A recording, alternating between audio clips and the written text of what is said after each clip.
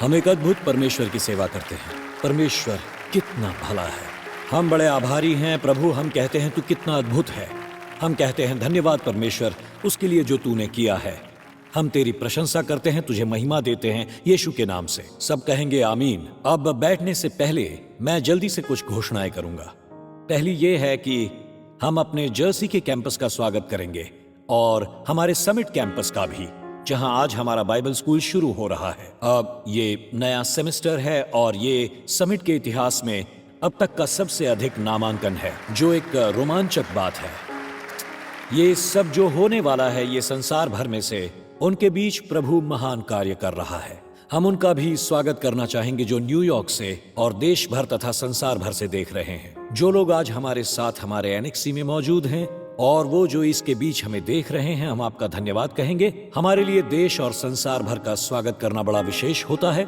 मुझे उन सभी देशों से टेक्स्ट मिल रहे हैं जिनसे हम जुड़े हैं। फिलहाल हमारे साथ ये देशों का अब तक का सबसे बड़ा समूह है। ये खुशी की बात है। मैं पढ़कर सुनाता हूँ कौन कौन है। हम साउथ अफ्रीका का, जहां से मो हैं, स्वागत करते हैं। अभी अभी साउथ अफ्रीका, लाइबेरिया, घाना जो सुन रहे थे। हम केन्या का स्वागत कर रहे हैं जो हमारे साथ है। Malawi, Ethiopia, Ivory Coast, Zimbabwe, Botswana, United Arab Emirates, Pakistan, India, Nepal का स्वागत करते हैं। चाइना और हांगकांग का भी हम स्वागत करते हैं। हमारा नमस्कार Thailand, Japan, Indonesia, south Korea, Singapore, Bhutan, Philippines, Malaysia, Australia और न्यूजीलैंड को भी। यूके, नॉर्वे, बेल्जियम का स्वागत है जहां ये सीधा प्रसारण हो रहा है। Netherlands, Ireland, Scotland, Bulgaria, Germany, Hungary, Finland, France, Italy. हे ये तालियां गोल्फ जैसी हैं, पर मुझे ये जारी रखने दें। Greece, Sweden, Poland, Romania, Denmark और हम ऑस्ट्रिया, यूक्रेन, रशिया और इजराइल को भी नमस्कार करते हैं। हमने उस युद्ध की समाप्ति के लिए प्रार्थना की है और ये परमेश्वर चमत्कार करेगा। हम स्वागत करते हैं Navajo nation, Canada, Mexico, Chile, Costa Rica, Guyana, Peru, Jamaica, Barbados, Haiti, Panama, Trinidad, Bermuda, Cayman Islands, Saint Vincent और Grenadines, Saint Martin, Cuba, Colombia, Argentina, Nicaragua, Guatemala, Brazil, French Guiana, Martinique, Saint Kitts, Nevis, Dominican Republic और Puerto Rico का हम उन सभी को प्रणाम करते हैं जो ऑनलाइन देख रहे हैं, और यूएस के 39 उपराष्ट्र जो आज सीधा प्रसारण देख रहे हैं, उनका भी स्वागत है। धन्यवाद, धन्यवाद। हम आपको प्रोत्साहित करना चाहते हैं और आपको टाइम स्क्वायर चर्च से जोड़ना चाहते हैं, विशेषकर उसके द्वारा जिसकी हम बात करते हैं, जो हमारे कनेक्ट ग्रुप्स हैं। एक परिवार के रूप में हमारे लिए आपकी की हुई प्रार्थना के लिए धन्यवाद। अब 2 बच्चे कॉलेज जाने लगे, एक शादी करके विदा हो गई। ये जो मेरी बेटी है, और अब सिंडी और हमारी सबसे छोटी बेटी रह गए, और उसने हमारी फैमिली चैट का नाम बदल कर रखा है लेफ्ट ओवर्स, यानी हम बचे कुचे रह गए हैं। अब जो घर में बचे कुचे रहे हैं, हम परमेश्वर को धन्यवाद कहते हैं। आपका स्वागत है। अगले रविवार को आप दोपहर 1 बजे की हमारी सभा में शामिल हों। हम आपके साथ जश्न मनाना चाहते हैं, पर नहीं हुआ, बहुत महंगा है, इसलिए हमने यहाँ न्यूयॉर्क में छोटा सा विवाह समारोह रखा। अगर आपसे हो सकता है, अगर आप आना चाहते हैं, वहाँ एक केक रिसेप्शन होगा अगले सप्ताह की 1 बजे की सभा के बाद। मेरे मित्र डॉक्टर O.S. हॉकिंस ने, जो इस मंच से प्रचार कर चुके हैं, मुझे याद दिलाया कि हमारा लक्ष्य क्या होता है जब भी परमेश्वर हमें मंच पर खड़ा होने का अवसर देते हैं। और उन्होंने मुझे 3 शताब्दियों पुरानी एक कहावत सुनाई जो मोरावियंस के स्थापक काउंट जिंजनडॉर्फ की है, जिन्होंने ये कहा है, ध्यान से सुनिएगा, सुसमाचार का प्रचार करो और मरो और भुला दिए जाओ। इतना ही, यह मेरा इतना ही काम है। फिलहाल मैं प्रचार करने और मरने के बीच में हूं, तो जब मैं प्रचार करता हूं, मैं इसे मरते दम तक करूंगा। बस एक ही व्यक्ति जिसे याद रखा जाए, वो है यीशु मसीह। बस इतना ही किया जाए। प्रचार हमारे लिए यही है। हम प्रचार करते हैं, मरते हैं, भुला दिए जाते हैं, और यीशु को सारी महिमा पहुंचती है। आमीन। बात बस यहां तक की है, इतना ही। तो आज मैं आपको बताना चाहता हूं कि इस मंच से तय हो जाए कि जब तक हम डेविड विल्करसन से लेकर कार्टर कॉनिलन तक, मैं भी वही करता आया हूं जो ये लोग करते आए थे, जिसके बारे में प्रेरित पौलुस ने अपनी पत्री इफिसियों में वरिष्ठों को लिखा है। परमेश्वर की सारी मंशा को तुम्हें पूरी रीति से बताने से मैं न झिझका, और इसे बताने से कभी मत झिझकना। आज पवित्र आत्मा हमसे बात करेंगे। आज हमें स्वर्ग की वाणी सुननी है। हर जगह के चर्च यही कर रहे हैं। जो जरूरत महसूस हो रही है, हे परमेश्वर मुझे इसमें रुचि नहीं है। मुझे रुचि है कि परमेश्वर क्या कर रहा है, परमेश्वर हमें क्या बता रहे हैं, परमेश्वर हमसे क्या कह रहे हैं। ये नहीं जिसकी जरूरत हमें महसूस होती है, स्वर्ग हमसे क्या कह रहा है। हमसे आकर बात करना है स्वर्ग। आज हमें स्वर्ग से वचन चाहिए। तो अगले कुछ पलों में यीशु के नाम से आओ और सब कहो आमीन और आमीन। परमेश्वर को आशीष दें। अब आप बैठ सकते हैं। धन्यवाद कॉयर, आपका भी धन्यवाद। देखते हैं वचन क्या कहता है। मैं चाहता हूं कि आप अपनी बाइबल यिर्मयाह के अध्याय 42 पर खोलें और थोड़ी देर में हम वहां चलते हैं जब मेरा परिवार और मैं कुछ और समय के लिए पढ़ाई को लेकर ऑक्सफोर्ड इंग्लैंड में रहें, तो वहां एक पुतला था जिसके पास से मैं अपनी क्लास को जाते समय गुजरता था। इसे मार्टायर्स मेमोरियल कहते थे, शहीद स्मारक। जब किसी ने मुझे समझाया, जहां से मैं रोज चलकर जाता था, तब उसका प्रभाव मुझ पर पढ़ना शुरू हुआ। जब ऐसा हुआ तब मैं इसके महत्व को समझने लगा कि सेंट जाइल्स और मैकडेलियन स्ट्रीट के चौराहे का अर्थ है, मार्टायर्स मेमोरियल के नीचे लिखा है, परमेश्वर की महिमा के लिए। ये क्रैनमर और रिडली और लैटिमर के लिए था, जो चर्च के बिशप्स थे। और आगे लिखा है, जिन्होंने इस स्थान के पास अपने शरीरों को जलाने के लिए सौंप दिया और परमेश्वर के वचन के पवित्र सत्यों की गवाही दी, जिनकी उन्होंने पुष्टि की और उसी पर बने रहे उस दिन तक जब वे चर्च के विरुद्ध मरे। वे राज्य सरकार से नहीं बल्कि चर्च से लड़ रहे थे और चर्च ने उनके शरीर जला दिए। जी हां, और ये आगे बताता है, और ये लोग मसीह पर विश्वास करने में ही नहीं बल्कि उसके लिए कष्ट सहने में भी आनंदित हुए। और जब भी मैं वहां जाता, मैं सोचता ये कितना अद्भुत और गंभीर है जब उनमें एक एक शहीद ह्यू लैटिमर, जिससे इसकी शुरुआत हुई, और वो राष्ट्र धर्म के विरुद्ध खड़ा था, जो हमारे लिए बहुत महत्वपूर्ण है। मैं चाहता हूं आज आप सुने, वो उससे निपट रहा था जब राष्ट्र चाहता था वो किसी एक प्रकार से प्रचार करे, और वो परमेश्वर के वचन को लेकर सच के लिए खड़ा था।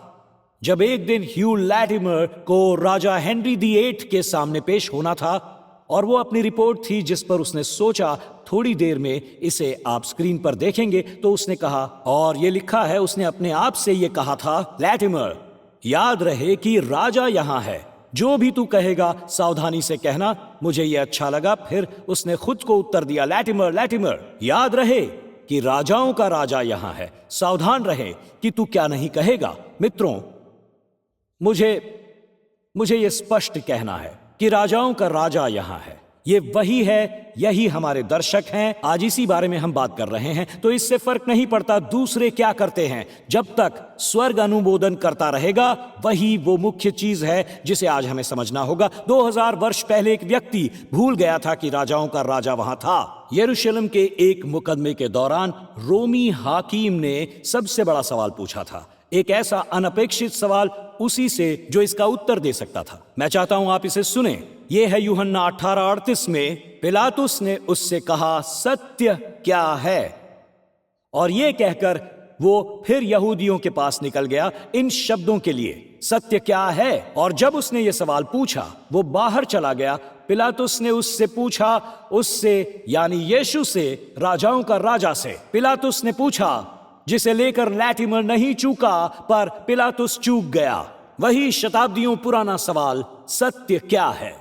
थोड़ी देर के लिए इस पर विचार कीजिए। जब मैं ये लिख रहा था, ये सवाल की गंभीरता हाकिम के हास्यास्पद व्यवहार के बाद आती है। जरा थोड़ी देर के लिए सोच कर देखिए। पिलातुस ने यीशु से पूछा, सत्य क्या है? पिलातुस ने यीशु से पूछा, सत्य क्या है? और जब जवाब सुनने के लिए भी वो वहां नहीं रुका, वो कहता है, सवाल ये है, क्या है सवाल? वो पूछता है, सत्य क्या है? और बाइबल कहती है वो बाहर चला गया।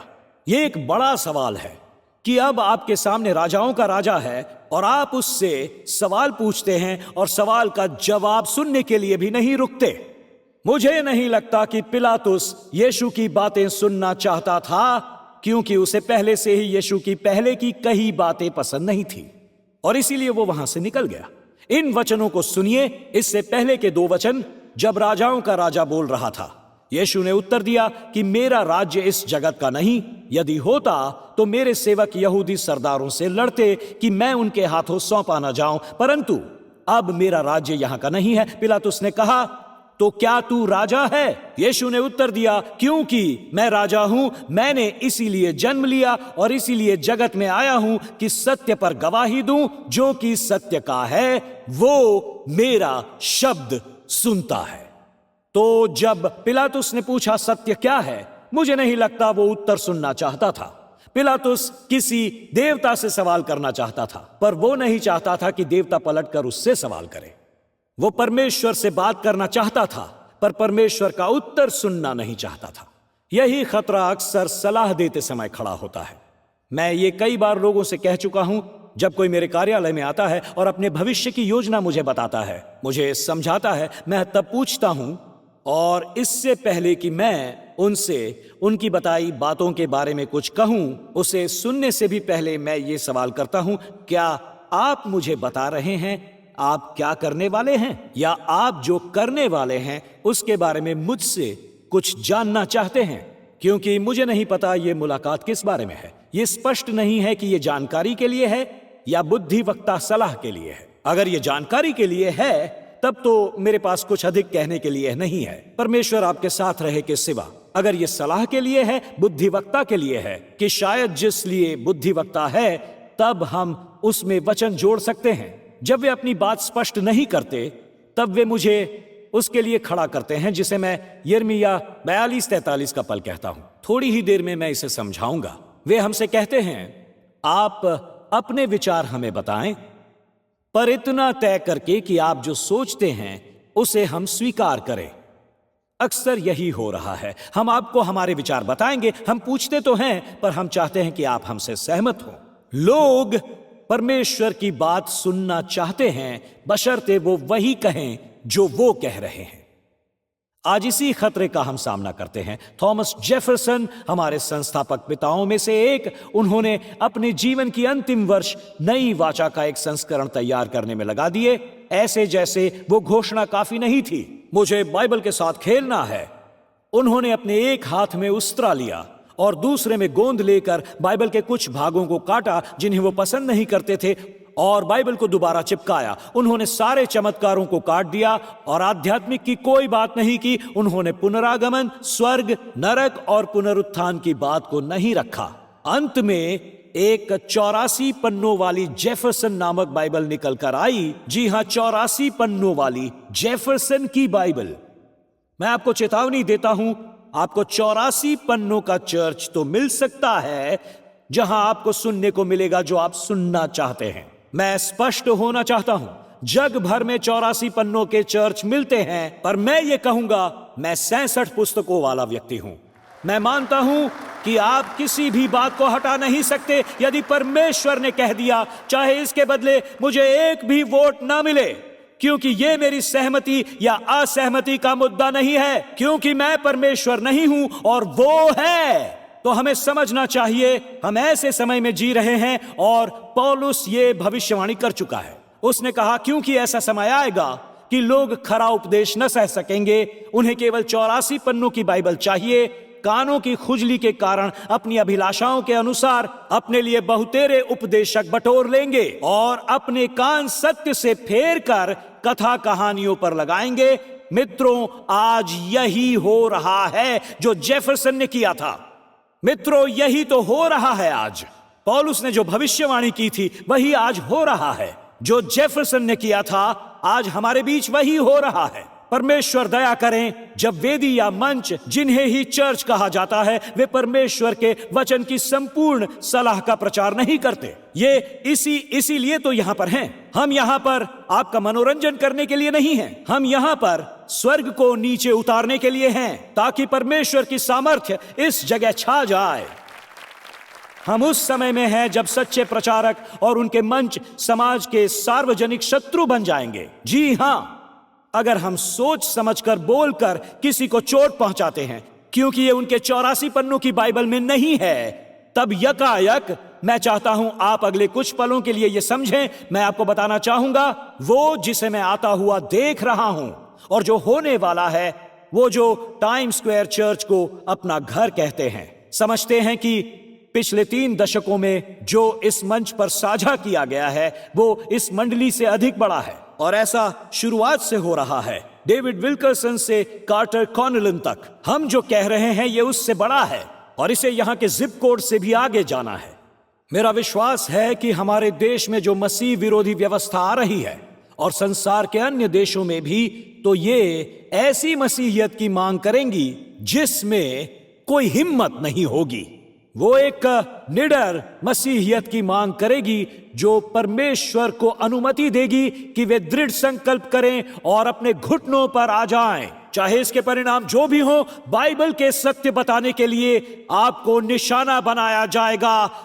ये याद रखिएगा, आपको निशाना बनाया जाएगा बाइबल के सत्य बताने के लिए। 66 पुस्तकों के सिद्धांतों को लेकर आप पर हमला किया जाएगा। 84 पन्नों वाले संस्करण को लेकर आप पर हमला नहीं होगा, पर आपका विरोध होगा जब आप परमेश्वर के वचन को सत्य मानेंगे। अब जरा मुझे ध्यान से सुनिए। जल्द ही हमारे देश में धर्मोपदेशों पर निगरानी रखी जाएगी, उनको सेंसर तथा दंडित किया जाएगा। आप मुझे सुने, वे सुनेंगे, निगरानी रखेंगे, सेंसर करेंगे। मित्रों, ऐसे सोशल मीडिया पर होने लगा है, उसे हटा दो जो हमें पसंद नहीं। इससे हम नहीं रुकने वाले, ना ही ये परमेश्वर को रोक सकता है। यिर्मयाह ने आने वाले युद्ध को देखा, और मैं चाहता हूं कि परमेश्वर के भक्तों के लिए उसके निर्देश को आप सुने। उस देश पर चढ़ाई होने वाली थी बाबुल से आए मसीही विरोधी व्यवस्था द्वारा। राजा नबूकदनेस्सर, लोग परमेश्वर के वचन के लिए परेशान थे, और वे यिर्मयाह के पास आए और उन्होंने ये कहा, और मैं चाहता हूं आप इसके शब्द सुने। उस वक्त कारे का पुत्र योहानान, होशिया का पुत्र याजन्याह, दलों के सब प्रधान और छोटे से लेकर बड़े तक, कम से लेकर ज्यादा तक, सब लोग यिर्मयाह भविष्यवक्ता के निकट आकर कहने लगे। ऐसा है कि यिर्मयाह से कहने लगे कि हमारी विनती ग्रहण करके अपने परमेश्वर यहोवा से हम सब बचे हुओं के लिए प्रार्थना करें और हमें बताएं हम किस मार्ग चलें और क्या करें।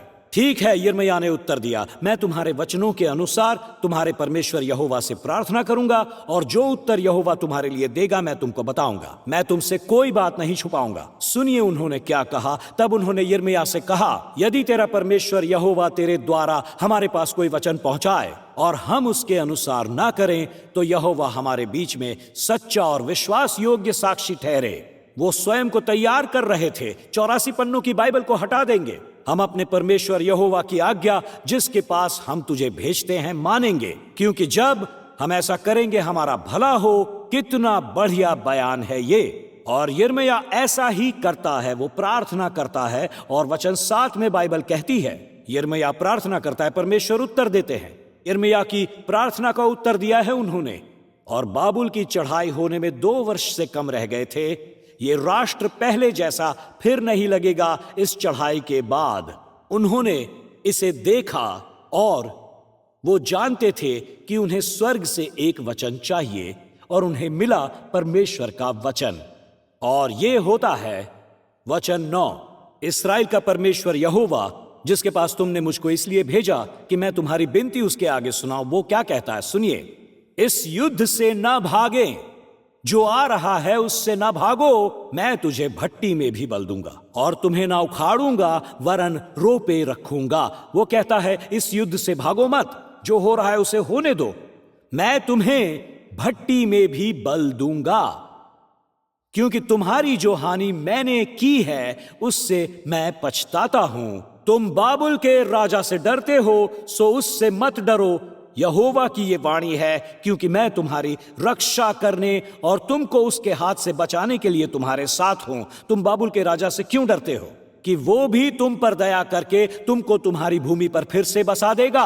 यिर्मयाह कहता है हमला होने वाला है, एक मसीही विरोधी व्यवस्था रास्ते में है, पर मैं तुम्हारे साथ ही रहूंगा। राजा का हृदय, परमेश्वर उनसे कहता है, वो मेरे हाथ में है, मैं इस स्थिति को बदल सकता हूं।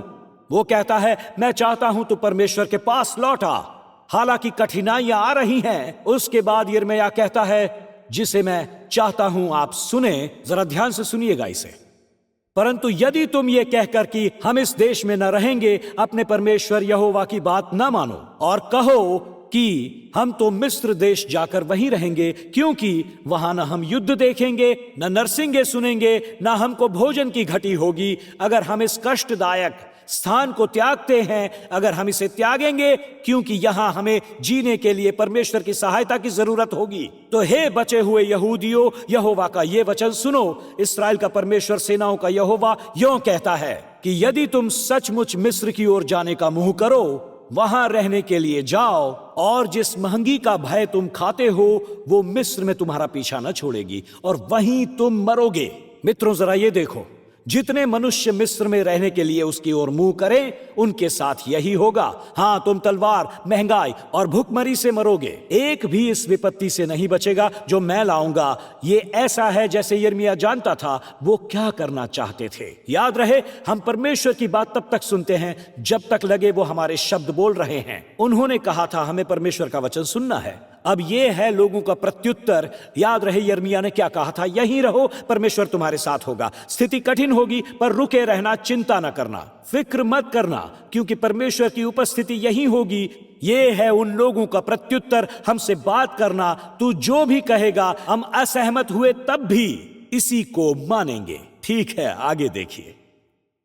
जब यिर्मयाह उनके परमेश्वर यहोवा के वे सब वचन कह चुका, तब होशाया के पुत्र अजर्या और कारे के पुत्र योहानान और सब अभिमानी पुरुषों ने यिर्मयाह से कहा, तू झूठ बोलता है। हमारे परमेश्वर यहोवा ने तुझे ये कहने के लिए नहीं भेजा कि मिस्र में रहने के लिए मत जाओ। तो कारे का पुत्र योहानान और दलों के सब प्रधानों और सब लोगों ने यहोवा की यह आज्ञा न मानी कि वे यहूदा के देश में ही रहें। योहानान और दलों के और सब प्रधान उन सब यहूदियों को जो अन्य जातियों के बीच तितर बितर हो गए थे, यहूदा देश में रहने लगे थे, पुरुष, स्त्री, बाल बच्चे, राजकुमारियां और जितने प्राणियों को जल्लादों के प्रधान नबूजरदान ने गदल्या को, जो अहीकाम का पुत्र और शापान का पोता था, सौंप दिया था, उनको और यिर्मयाह भविष्यवक्ता और नेरिया के पुत्र बारूक को वो ले गए। हम परमेश्वर को सुनना तब पसंद करेंगे जब तक वो हमसे सहमत हैं। हम परमेश्वर को तब तक सुनेंगे जब तक वो ऐसा कहते हैं जिस पर हम विश्वास करते हैं। परमेश्वर ना करे कि परमेश्वर हमारी इच्छा का खंडन करे, वो जो हम करना चाहते हैं वो। परमेश्वर ना करें कि हम कहें कि हमें एक वचन दे और अचानक वो ऐसा वचन है जो हमारी इच्छा के अनुसार ना हो। यिर्मयाह 42 और 43 कहते हैं, एक चर्च होगा जहां के प्रधान परमेश्वर के वचन को हेरा फेरी करके अपनी इच्छा अनुसार लिखेंगे। मित्रों, ऐसा हो रहा है। लोग बाइबल बना रहे हैं वचनों को हटाकर। कुछ बचे हुए लोग हैं जो फिर से परमेश्वर की वाणी सुनना चाहते हैं, जो स्वर्ग की वाणी सुनना चाहते हैं। ऐसा एक चर्च होगा जो उस वेदी की आलोचना करेगा जो आने वाले नकारात्मक चर्च की चेतावनी देगा और गिरे हुए कमजोर मसीहियों को मिस्र में बुलाएगा। और यिर्मयाह जैसी वाणियां चेतावनी देंगी और कुछ बचे हुए लोग होंगे जो इसे सुनेंगे और जानेंगे कि वह सच को सुन रहे हैं। इस सप्ताह परमेश्वर मुझसे बात करने लगा। कुछ विचार हैं जो मैं आपको सुनाना चाहता हूं। और जब मैं ये वाक्य पढ़ रहा था कि एक चर्च होकर हमें क्या करना चाहिए, जब बाबुल मेरे विचार में ये चढ़ाई करने वाला है, मैं स्पष्ट हो जाता हूं कोई फर्क नहीं पड़ेगा इससे हमें कि हमारे चुनावों के क्या परिणाम होंगे। मैं उनकी सहायता करूंगा जो सोच रहे हैं आज मुझे निशाने पर मारना है। मैं स्पष्ट हो रहा हूं, आप युद्ध हार चुके हैं। अगर आपका भरोसा किसी मनुष्य या उम्मीदवार पर है, आप युद्ध हार चुके हो। और मुझे स्पष्ट होने दो, हम यहां इसीलिए नहीं हैं। हम यहां इसलिए हैं क्योंकि हमें परमेश्वर की जरूरत। मुझे इस पर स्पष्ट होने दो, हम यहां इसलिए बिल्कुल नहीं हैं। हम हैं क्योंकि हमें परमेश्वर की जरूरत है और यही सच है। तो जब रिपब्लिकन्स कहते हैं नहीं हमें ट्रंप चाहिए और वहां से डेमोक्रेट्स कहते हैं नहीं नहीं हमें हैरिस चाहिए, मैं आपको बता दूं, आप इस चर्च में आएंगे तो आप ये सुनेंगे नहीं हमें परमेश्वर चाहिए। और आज आप यही सुनेंगे।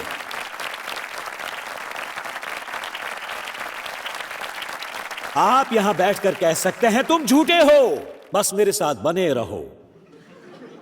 बेहतर है नंबर 1 होना, परमेश्वर की इच्छा के विरुद्ध आरामदायक स्थिति में रहने से परमेश्वर की इच्छा के अनुसार कठिन स्थिति में रहना। परमेश्वर की इच्छा के विरुद्ध आरामदायक स्थिति में रहने से परमेश्वर की इच्छा के अनुसार कठिन स्थिति में रहना बेहतर है। यह मिस्र है, न्यूजीलैंड से मेरे एक मित्र हैं, विंकी प्रैटनी नाम है, जो ये कहते हैं कई लोग कहते हैं कि उन्हें परमेश्वर का मार्गदर्शन नहीं मिल सकता, तो उनका मतलब ये है कि वो चाहते हैं परमेश्वर उन्हें सरल मार्ग दिखाए। यही वो परमेश्वर से कह रहे हैं। मैं इसे यूं कहूंगा, जब स्थिति कठिन होती है हम हमेशा मिस्र की ओर ताकते हैं। मैं मिस्र को खोजूंगा। लोग मुझसे पूछते हैं क्या आप त्यागना चाहते हैं? मैं कहता हूं हर सप्ताह, हर एक सप्ताह।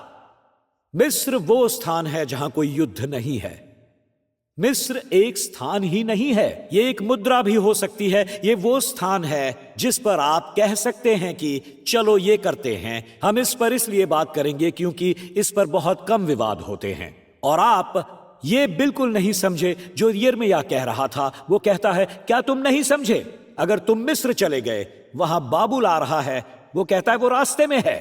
और वास्तव में इतिहास हमें बताता है कुछ वर्ष बाद वो आया। नेबुकदनेस्सर ने आकर मिस्र पर राज किया।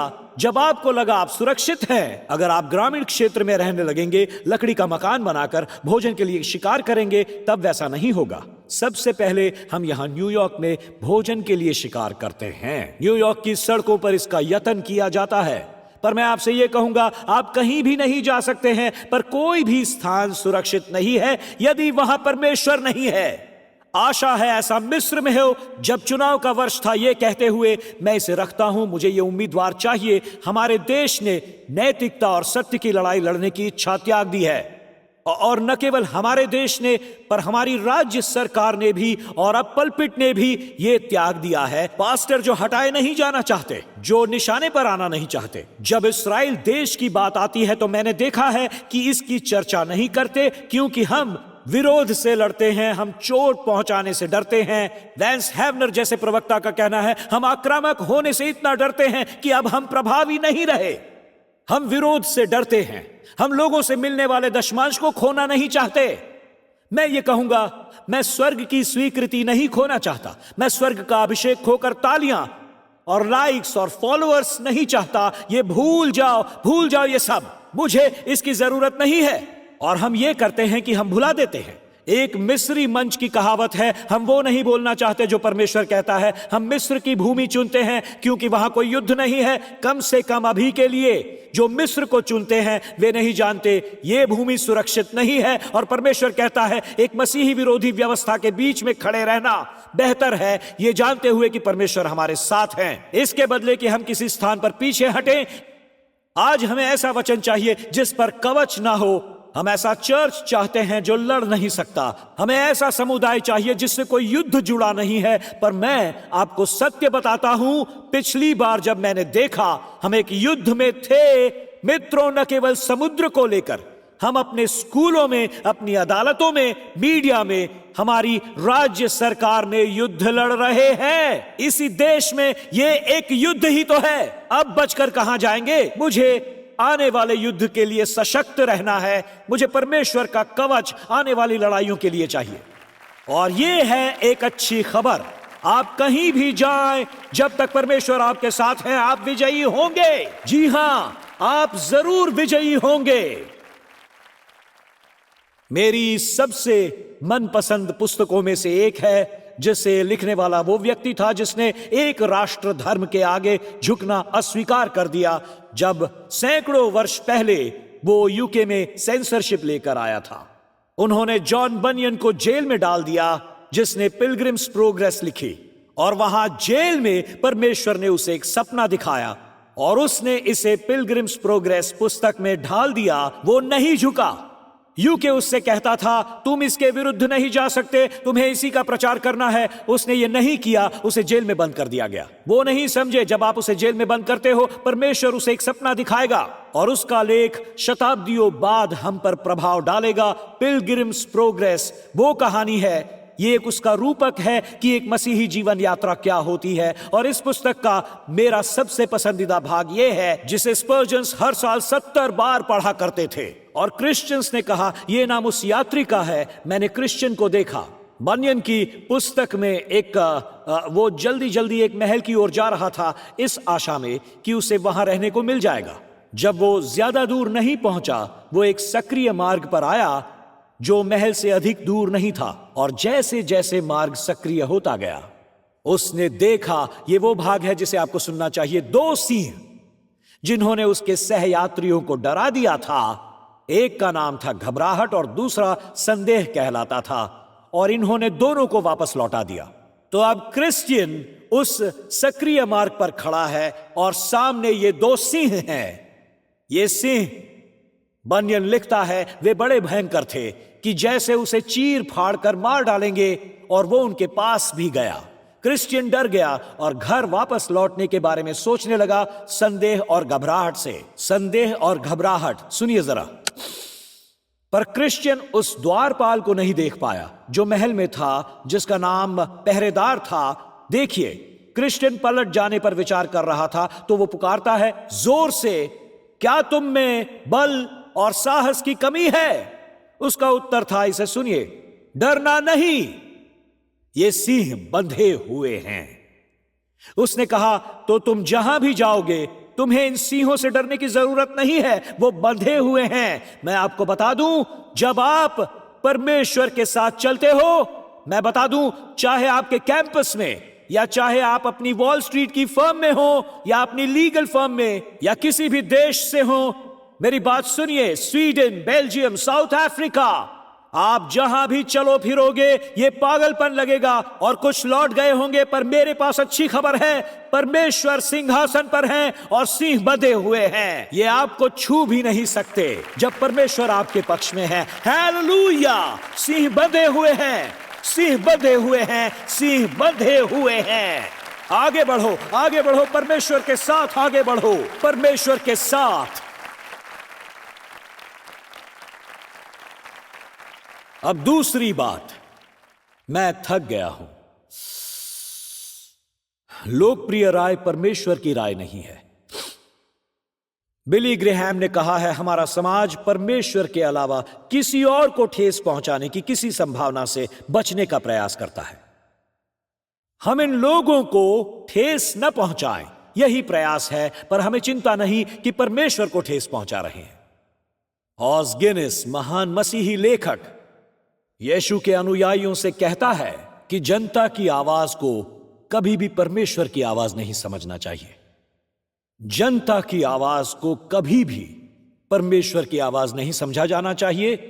उन्होंने कहा, हम दबाव में रहते हैं कि संख्या हमेशा सत्य है और संख्या से ही सत्य तय होता है, और हम हमेशा संख्या और बहुमत को उच्च मूल्य देते हैं।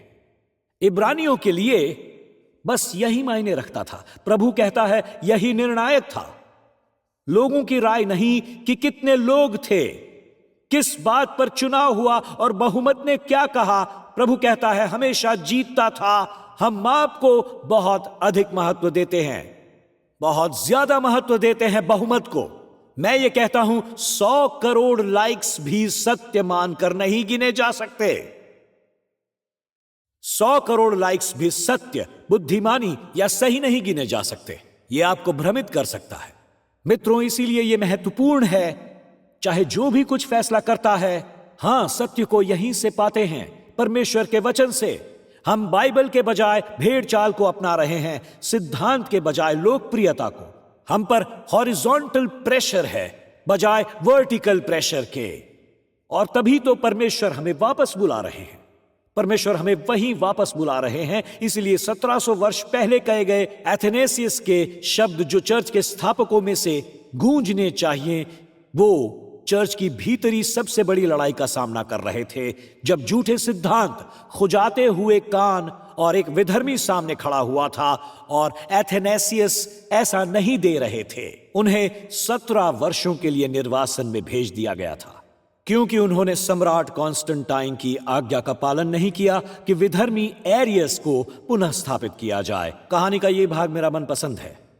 कहानी में एक मोड़ आता है कि कोई एथेनेसियस को अपना रुख नर्म करने को कहता है, और लोग इस कमजोर व्यक्ति को देखते हैं जो 17 वर्षों से निर्वासन में है। और अब सुनिए वो क्या कहता है। पता है एथेनेसियस, पूरा संसार तेरे विरुद्ध है। और एथेनेसियस उसे देखकर कहता है, तब एथेनेसियस सारे संसार के विरुद्ध है, क्योंकि जनता की राय परमेश्वर की राय कभी नहीं होती। तीसरी बात, आज्ञाकारिता वैकल्पिक नहीं है जब परमेश्वर बात करता है। आज्ञाकारिता वैकल्पिक नहीं है। बिल माहर, जो उदार एचबीओ का राजनीतिक विश्लेषक है, सही कहता था जब उसने मसीहियों और बाइबल की बात की थी। मैं चाहता हूं आप उसकी बात सुने। उसने कहा, अधिकतर मसीहियों के लिए बाइबल एक सॉफ्टवेयर लाइसेंस जैसी होती है। वो कहता है कोई इसे पढ़ता नहीं है, वे केवल इसे ऊपर से नीचे तक स्क्रॉल करके क्लिक करते हैं। मैं इसे फिर से कहना चाहूंगा। उसने कहा, अधिकतर मसीही अपनी बाइबल को पढ़ते नहीं हैं, वे उसे सॉफ्टवेयर लाइसेंस की तरह उपयुक्त करते हैं और फिर उसे ऊपर से नीचे की तरफ स्क्रॉल करके हिट करते हैं आई अग्री पर। आप बाकी सब स्किप करते हैं, नीचे जाते हैं आई अग्री, और हम सहमत हो जाते हैं सारी चीजों पर जब तक वो हमसे सहमत नहीं होता। हम इससे सहमत हो जाते हैं जब ये हमारी बात से सहमत नहीं होता। और हम क्या करते हैं? यही सब कुछ करते हैं।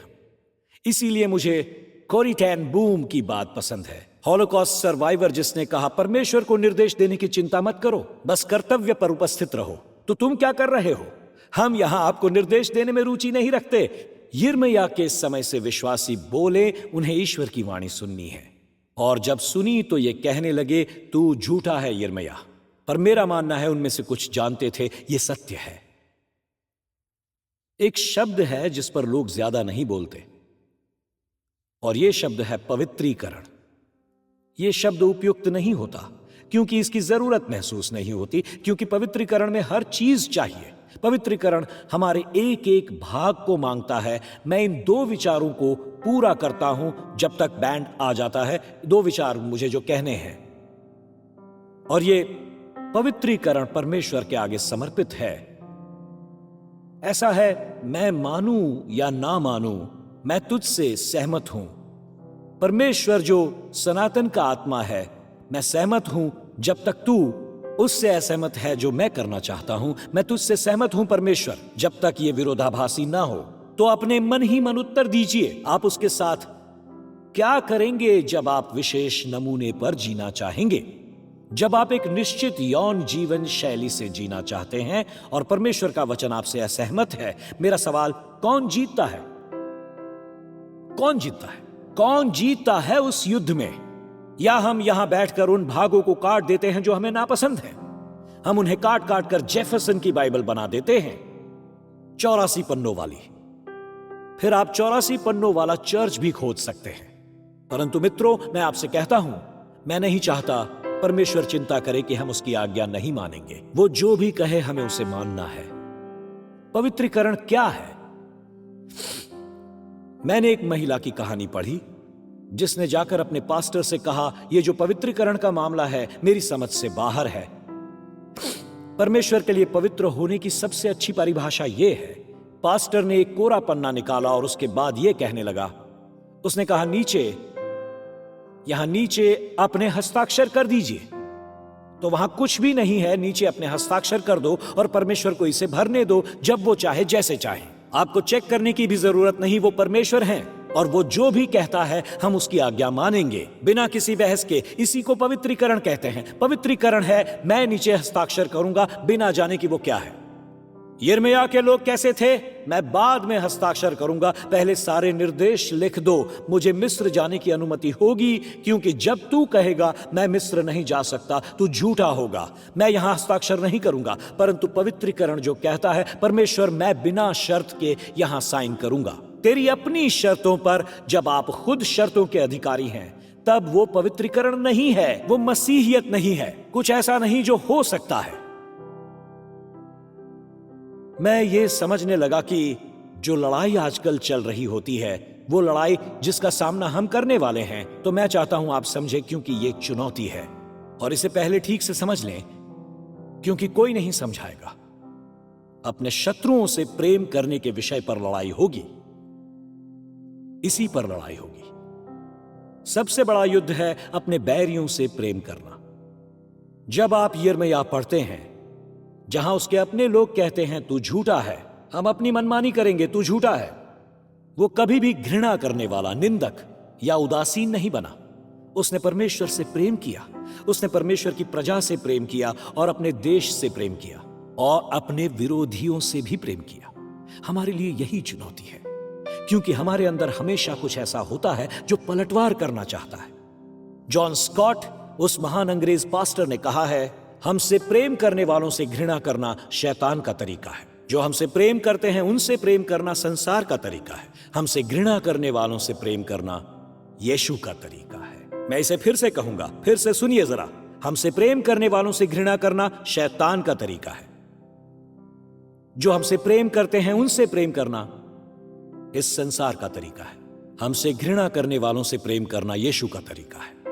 पता है, मैं नहीं जानता ये घटना कब घटी थी, पर इसने मेरे मन को छू लिया। मैं इसे कभी नहीं भुला पाऊंगा। एक आर्मीनियन नर्स थी जिसे उसके भाई के साथ तुर्कियों ने बंदी बना लिया था। एक तुर्की फौजी ने उसकी आंखों के सामने उसके भाई की हत्या कर दी। वो वहां से बचकर निकली और आगे चलकर फौजी अस्पताल में नर्स बन गई। एक दिन वो हैरान रह गई जब उसने अपने भाई के हत्यारे को वहां देखा, जो वहां घायल हालत में आया था, जिसे बंदी बनाकर उसी अस्पताल में लाया गया जहां वो काम करती थी। अब इसे सुनिएगा। यहां ये नर्स है जो एक घायल व्यक्ति को देख रही है जिसने उसके भाई की हत्या की थी। उसके अंदर एक आवाज ने बदले की मांग की, पर उससे भी प्रभावी आवाज ने प्रेम दिखाने को कहा। और 1 सप्ताह तक उसने अपने भाई के हत्यारे की सेवा करके उसे स्वस्थ किया। और अंत में वो सैनिक जो सब जानता था उससे पूछने लगा, हैरानी की बात है, तूने मुझे मरने क्यों नहीं दिया? तब उसने उत्तर दिया, मैं उसकी अनुयायी हूं जिसने कहा है, अपने शत्रुओं से प्रेम कर और अपने बैरियों का भला कर। उसके इस उत्तर से वो सैनिक इतना प्रभावित हुआ, उसने कहा, मैंने इससे पहले ऐसे शब्द कभी नहीं सुने। मुझे बताओ ये कौन सा धर्म है, मुझे यह अंगीकार करना है मेरे अपने जीवन में। पौलुस सही था जब उसने कहा, जो बुरा हुआ प्रेम उसको मन में नहीं रखता। प्रेम कुकर्म से आनंदित नहीं होता परंतु सत्य से आनंदित होता है। यह हमेशा सुरक्षा देता है, भरोसा, आशा और धीरज धरता होता है। प्रेम कभी टलता नहीं। यही वो चुनौती होने वाली है। मैं परमेश्वर से यही प्रार्थना करता हूं, हे परमेश्वर, मुझे गुस्सा करने वाला नहीं बनना है, क्योंकि लोग इस मंच को देखकर जब कहेंगे तू झूठ बोलता है, तू झूठ बोलता है, तू झूठ बोलता है, तो ऐसे लोगों से मैं प्रेम कर सकूं। हमें सक्षम बना कि हम घृणा करने वालों से प्रेम कर सकें। कठिन समय आ रहा है पर परमेश्वर हमारे साथ है।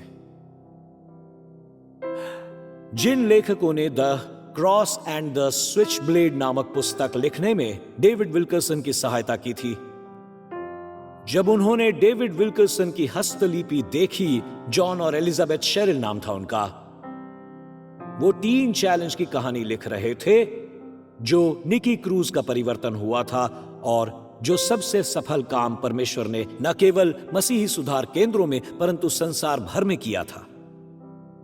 और जब वो दोनों the cross and the switch blade लिख रहे थे, उन्होंने प्रार्थना की एक एक पन्ने पर, क्योंकि उन्हें लगा परमेश्वर इस पुस्तक को संसार भर में उपयुक्त करेगा। तो जॉन और एलिजाबेथ शेरिल एक एक पन्ने को लेकर प्रार्थना करते थे और आज तक कई दशकों से लाखों कॉपीज इसकी बिकी हैं। हम आज भी the cross and the switch blade की कहानियां संसार भर में सुनते रहते हैं। हर महीने मैं सुनाता हूं, क्योंकि उन्होंने कुछ ऐसा किया है। मैं चाहता हूं कि आप ये देखें। The cross and the switch blade के हर एक पन्ने के ऊपर वो लिखते थे, ये अक्षर लिखते थे जॉन और एलिजाबेथ शेरिल, और देखिए ये क्या अक्षर थे, देखिए जरा इसे, LBWUAWWOTP। और आप सोचेंगे लबोवापट्टा ये क्या है? और वो एक एक पन्ना डेविड विल्करसन को देते और वो पढ़ते जो उन्होंने उनकी गवाही सुनकर लिखा था, और ऊपर उनको ये अक्षर दिखाई पड़ते। और डेविड विल्करसन को समझ में नहीं आता था इसका क्या मतलब है। वो जो शब्द लिखे थे वहां ऊपर LBWAWWOTP अंग्रेजी के अक्षर, पर डेविड विल्करसन की समझ में नहीं आते थे। तो आखिरकार ब्रदर डेव ने उनसे पूछ ही लिया इसका क्या मतलब है, और उनका जवाब यह था, इसका अर्थ है प्रभु तू हमारे साथ रहना जब हम इस पन्ने पर काम करेंगे।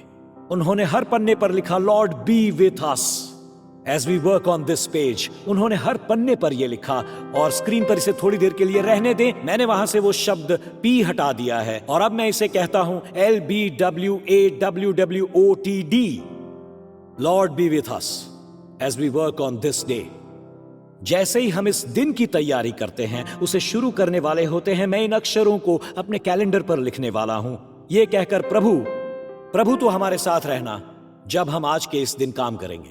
कितने सहमत है? कितने मेरे साथ कहेंगे Lord be with us as we work on this day. और मैं आपको एक अच्छी खबर सुनाऊंगा जब आप मेरे साथ खड़े होंगे। एक अच्छी खबर जो मैंने पढ़ी और मैं पढ़कर चिल्लाने लगा, परमेश्वर मुझे तेरी जरूरत है। प्रभु तो हमारे साथ रहना जब हम इस दिन पर काम करेंगे। प्रभु कष्टदायक दिन आ रहे हैं, कुछ कठिनाइयां आएंगी। 84 पन्ने की बाइबल के अनुसार लोग ये विश्वास नहीं करते, पर मैं जानता हूं बाइबल मुझसे क्या कहती है, मुझे पता है। तो मैंने ये पढ़ा और अचानक मैं उत्साहित हो गया। मैं इसे आपके सामने पढ़ने वाला हूं। मैं वास्तव में अपनी कुर्सी पर बैठकर चिल्लाने लगा, हालेलुया।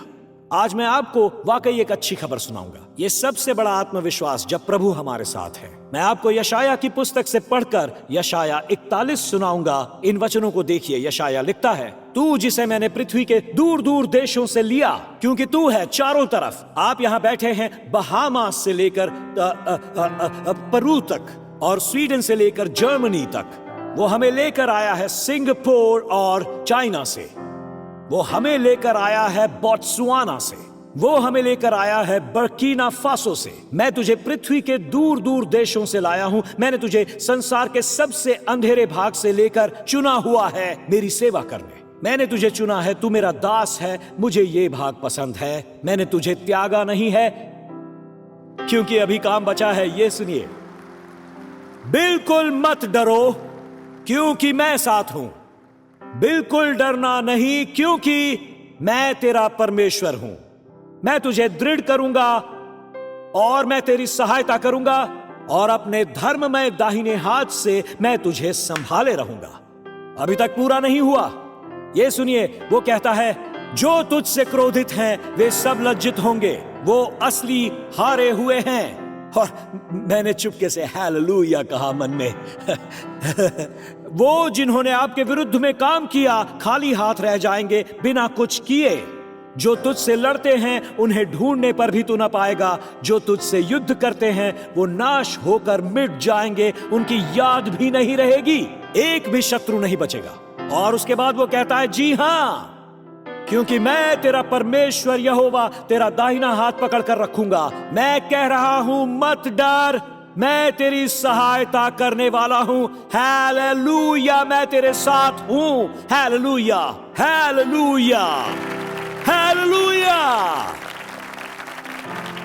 यह अच्छी खबर है मेरे भाई करीम। सिंह बंधे हुए हैं, तुम आगे बढ़ सकते हो। मैरी, सिंह बंधे हुए हैं, चलते रहो। यूहा, सिंह बंधे हुए हैं, चलते रहो, चलते रहो, बढ़ते रहो। जोनाथन, आगे बढ़ते रहो। वो गुर्राएंगे, डरना नहीं, परमेश्वर तुम्हारे साथ है। आज परमेश्वर तुम्हारे साथ है और ऐसा उसने खुद कहा है। परमेश्वर तुम्हें संभालेगा डोमिनिकन रिपब्लिक, परमेश्वर तुम्हें संभालेगा प्यूर्टो रिको, परमेश्वर तुम्हें संभालेगा ग्वाटेमाला, परमेश्वर तुम्हें संभालेगा कोलंबिया, परमेश्वर तुम्हें संभालता है। हालेलुया, आज परमेश्वर तुम्हें संभालता है, अब डरना नहीं। हालेलुया, ओ परमेश्वर की महिमा हो। कितने मुझसे सहमत हैं? हम 66 पुस्तकों पर विश्वास करते हैं, हम सब ये मानते हैं। हम कुछ भी काटते नहीं, पूर्ण परामर्श, हम पीछे नहीं हटते। हमें परमेश्वर चाहिए। हम चाहते हैं परमेश्वर ऐसा करें। वो आपसे प्रेम करता है, वो आपके साथ है, वो आपको संभालता है। डरना नहीं, बिल्कुल डरना नहीं। आप में से कुछ ऑनलाइन नौकरी खोज रहे हैं न्यूयॉर्क से जाने के लिए, क्योंकि यहां चीजें कठिन हो रही हैं। सच है, आप लोग खोज रहे हैं। हर कोई नॉर्थ कैरोलिना जाना चाहता है। बुरा मत मानना, नॉर्थ कैरोलिना बुरा मत मानना, बुरा मानने की कोई बात नहीं। हर कोई नॉर्थ कैरोलिना जाना चाहता है। North Carolina, Asheville. मुझे ये नहीं पता कौन है, मुझे नहीं पता मैं क्या बात कर रहा हूं। वहां जो लोग जोर से हंस रहे हैं, शायद वो ऐसा करना चाहते थे। नहीं, हे परमेश्वर, मुझे एशविल या बर्मिंघम जाना है, पर यदि तू नहीं तो नहीं। मैं आपसे कह रहा हूं, अगर परमेश्वर वहां नहीं है तो आप वहां नहीं जाना चाहेंगे। मैं आपसे कह रहा हूं, यदि परमेश्वर आपके साथ हैं तो तैयार रहिए, परमेश्वर आपके साथ ब्रॉन्क्स में भी रहेंगे। तो मुझे ब्रॉन्क्स में भी जाना है। यदि परमेश्वर आपके साथ स्टैटन आइलैंड में है तो स्टैटन आइलैंड में रहो। यदि परमेश्वर आपके साथ लंदन में है तो लंदन में रहो। यह बड़ा कठिन है। यदि परमेश्वर आपके साथ हैं तो आप कर पाएंगे, आप कुछ भी कर पाएंगे। बाहर जाने का प्रयास मत कीजिए, इतना कहिए परमेश्वर आज मेरे साथ रहो, मुझे परमेश्वर चाहिए। हम बिल्कुल नहीं डर रहे हैं परमेश्वर। इसे अपने से मत खोजो। सुनो सुनो, मुझे आपकी मदद करने दो। इसे किसी मिस्री वेदी पर मत खोजो, नहीं, क्योंकि वो बस कहेगी सब कुछ बढ़िया होने वाला है, बस इसे प्राप्त कर लो। नहीं नहीं नहीं नहीं नहीं, स्वर्ग से मुझे एक वचन दो, मुझे उससे वचन दो जिसमें मुझे विश्वास है, एक भरोसे का वचन। ओ फरवरी आ रहा है, अब हम वैलेंटाइंस डे पर संबंधों की चर्चा करेंगे। अरे वैलेंटाइंस डे कब से तय करने लगा चर्च में क्या प्रचार होना चाहिए? कब से? आप कब से कहने लगे ये संबंधों पर है क्योंकि लोग वैलेंटाइंस डे पर घूमने जाते हैं? नहीं नहीं नहीं नहीं, नहीं। मुझे परमेश्वर का वचन चाहिए, मुझे परमेश्वर का वचन चाहिए, स्वर्ग से उतरा हुआ परमेश्वर का वचन। आप जहां कहीं भी हैं आसपास देखिए परमेश्वर का वचन जहां प्रचार हो रहा है। चलिए अपने हाथ ऊपर कीजिए, इतना कहिए परमेश्वर मेरा भरोसा तू है।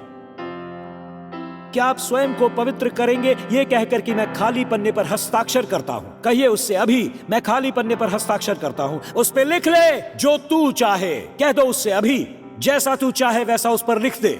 अगर तू चाहता है मैं अविवाहित रहूं कुछ और सालों तक तो मैं रहूंगा। कुछ लोग हाथ नीचे कर रहे हैं, वो अपना हाथ ऊपर रखिए। अगर तू चाहता है कि मैं सिंगल रहूं तो लिख दे प्रभु मैं वो करूंगा जो तू कहेगा। सबसे बुरा है ऐसा विवाह करना जो परमेश्वर की इच्छा अनुसार ना हो। पन्ने पर हस्ताक्षर करके कहिए प्रभु सही व्यक्ति का नाम इस पर लिखना सही समय पर मुझे मान्य है, मैं सहमत हूं। परमेश्वर से कहिए आज्ञाकारिता वैकल्पिक नहीं है, बिल्कुल नहीं है। आज मैंने परमेश्वर को चुन लिया है, आज मैंने परमेश्वर को चुन लिया है। Hallelujah hallelujah. सब चीजें एक और, जनता की राय एक और, हमें स्पष्ट होना है। केवल एक आंधी ही नहीं आ रही है, अनंत काल आ रहा है। और मेरे प्रभु जब तक आपका नए सिरे से जन्म नहीं हुआ आप वहां नहीं जाएंगे, यहां से शुरू करना है। मैं एक भला व्यक्ति हूं, धर्म पालक हूं। ये आपकी 84 पन्नों की बाइबल है, आपके पास ही रखिए। ओ मेरा बपतिस्मा हो चुका है, मेरे माता पिता धर्मिष्ठ हैं। ओ ये 84 पन्नों की बाइबल, नहीं नहीं नहीं नहीं, नहीं। यीशु ने कहा है यदि कोई नए सिरे से न जन्मे तो वो परमेश्वर का राज्य नहीं देख सकता। मैं आपसे फिर से कहूंगा, यदि कोई नए सिरे से न जन्मे तो परमेश्वर का राज्य नहीं देख सकता। इसमें अपने आइडियाज मत डालना, इसमें कुछ भी मत डालना। ओ मैं भला हूं, मैं बिल भरता हूं, किसी को चोट नहीं पहुंचाई, मैं मस्जिद जाता हूं, धर्म पालक हूं, एक मुसलमान हूं, एक यहूदी हूं। नहीं नहीं, क्या आपका नए सिरे से जन्म हुआ है? ये यीशु के अपने वचन है, यहां कुछ और नहीं चलेगा। ये वैसे ही है जैसा उन्होंने कहा। क्योंकि अगर आज आप विचार नहीं करते सत्य क्या है तो कार को खोजने में सत्य खो मत देना। यही है सत्य। आपको नए सिरे से जन्म लेना है, यीशु ने यही कहा है। तो ये कैसे होता है? ऐसा है कि पहला जन्म शरीर में और दूसरा जन्म आत्मा में होता है। ये एबीसी जितना सरल है। ए एक्सेप्ट करना मैं पापी हूं, अंदर से टूटा हूं, मुझे कोई सुधार नहीं सकता। इसे सुधारने का कोई नुस्खा नहीं, ना ही ऐसा किसी प्रोग्राम से होता है, ना कोई पास्टर से, पादरी से, मस्जिद से या मौलवी से होता है। हम अंदर से टूटे हुए हैं। हमें दूसरा मौका नहीं चाहिए, हमें दूसरा जन्म चाहिए। और ये कैसे होगा? दूसरा विश्वास करो कि 2000 वर्ष पहले परमेश्वर ने मेरे पापों को उठाकर अपने बेटे को मेरे लिए मरने के लिए भेजा। वो मृत्यु जो मेरी होने वाली थी, वैसा जीवन जो मैं जी नहीं सकता था, उसने मुझे वो उपहार दिया जिसके मैं योग्य नहीं था। क्षमादान और स्वर्ग, और अंत में तीसरा उसे प्रभु स्वीकार करना। रोमियो 10:9 और 10। मालिक मतलब आपका स्वामी, ना कि जब मैं चर्च जाता हूं बल्कि हर एक दिन। तो बात यह है, पन्ने पर हस्ताक्षर कीजिए परमेश्वर तू प्रभु है, और तो जो भी वहां लिखेगा मुझे पता है वो प्रेम है। रिकार्डो ने गीत गाया, हम सब ने वो भी गाया। वो हमसे प्रेम करता है, वो हमसे प्रेम करता है, और वो जो भी लिखेगा प्रेम से लिखेगा। उसने आपसे इतना प्रेम किया कि अपने इकलौते पुत्र को दे दिया, ताकि जो कोई उस पर विश्वास करे उसका नाश न हो, वो अनंत जीवन पाए। और आपका कभी नए सिरे से जन्म नहीं हुआ तो इसे ध्यान से सुनिए। ऑनलाइन या यूनाइटेड स्टेट्स में से कहीं से भी आप इसे देख रहे हैं। Balcony, new Jersey campus. अगर आज आप यहां हैं और आपका कभी नए सिरे से जन्म नहीं हुआ है तो मैं प्रार्थना करने में आपकी अगुवाई करूंगा। ये एक जादुई प्रार्थना है नए सिरे से जन्म लेने के बारे में, ये कहकर कि परमेश्वर मुझे आपके साथ यात्रा शुरू करनी है। क्षमा पाने वाले ही स्वर्ग में जाते हैं और आज आपको क्षमा मिल सकती है। आपको अपना सिर झुकाने की जरूरत नहीं है, आपको अपनी आंखें बंद करने की जरूरत नहीं। यह सार्वजनिक निर्णय है कि हमें यीशु चाहिए। क्या आप ये प्रार्थना में मुझे शामिल करेंगे पास्टर टिम? मैं आपसे बस यही चाहूंगा कि हाथ उठाकर कहें मुझे प्रार्थना में शामिल कीजिए। हाथ ठीक से ऊपर उठाइए, मैं हर हाथ देखना चाहता हूं। Yes yes yes yes yes, वहां वहां पीछे, वहां उस कोने में, वहां पीछे जो लोग खड़े हैं। Thank you thank you thank you, शुक्रिया, धन्यवाद धन्यवाद। बालकनी में जो लोग खड़े हैं, यस यस यस। ऑनलाइन जो है, यस लिखिए चैट बॉक्स में, yes yes. Annex Jersey campus, come on, चलिए मेरे साथ प्रार्थना कीजिए। प्रिय प्रभु यीशु, मुझे विश्वास है आप परमेश्वर के पुत्र हो। मेरा विश्वास है आप क्रूस पर मरे, आपने मेरे पाप, मेरी लज्जा, मेरे दोष उठाए और उनके बदले मरे, मेरे बदले नरक का सामना किया ताकि मुझे वहां न जाना पड़े। आप मृतकों में से जी उठे ताकि मुझे स्वर्ग में स्थान, पृथ्वी पर एक उद्देश्य और आपके पिता के साथ संबंध मिले। आज प्रभु यीशु, मैं अपने पापों से मन फिराकर नया जीवन प्राप्त करता हूं। परमेश्वर मेरा पिता है, यीशु मेरा उद्धार करता है, पवित्र आत्मा मेरा सहायक है और स्वर्ग मेरा घर है। यीशु के नाम से, और सब मिलकर कहेंगे आमीन और आमीन।